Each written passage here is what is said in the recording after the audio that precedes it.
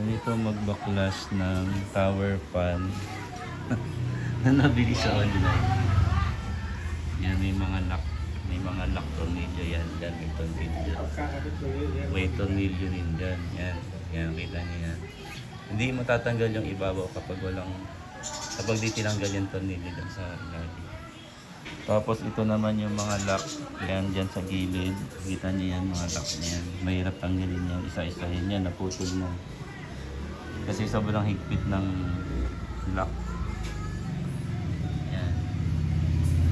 Simula taas hanggang baba. Yan, kaliwat kanan ang pagtanggal ng lock. Yan. Dinigit mo yan, ganyan. Yan, kalak yan. Tapos kakapit yan dyan sa gilid. Yan, nakita niyo yan. Kakapit yan dyan sa gilid. Iipit mo na yan dyan, kaliwat kanan. Ganyan. Yan, kaliwat kanan yung lock. Kaliwat kanan.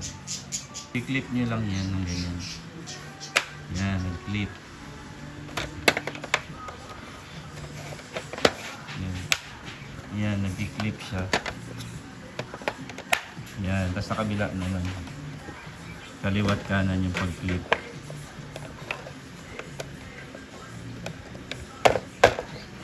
Medyo matigas talaga siya. Kailangan ng tiyagaan sa pag-clip. Yan. Lalo na pag binuksan, sobrang higpit. Pero sa pagbalik, okay lang. Ito medyo mahirap pa. Nasa labas na pala, kaya pala mahirap. Yan. Yun. Tapos ibabaw naman. Sa ibabaw naman tayo. Tapos pag ibabalik na natin, lalagay natin itong dalawang tornilyo. Dito. Lalagay natin dito. Yan. Bago ikabit yung ibabaw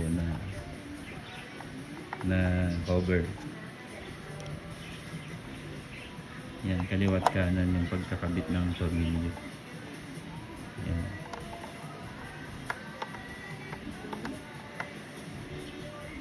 Yan. Kasi ang hirap ng ginagawa eh. Tapos kakabit natin tong goma rubber dito sa ilalim. Papunta dito sa gitna. Yan. Bago natin ikakabit yung cover. Oh. Tapos, i-clip lang yan. Pwede na natin isabay itong cover sa ibabaw. Hindi, clip mo muna. I-clip daw muna, sabi ni tatay niya. Hintay.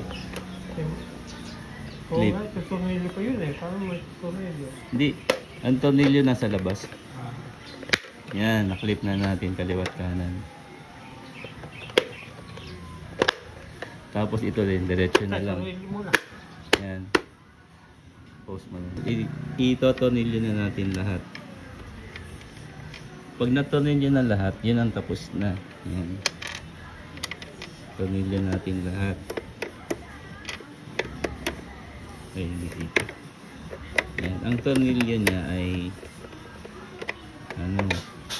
6 na piraso sa likod. Yan na yung final step natin. Yan. Yan, 2, 4, 6. Okay. Ayun na tayo. Thank you.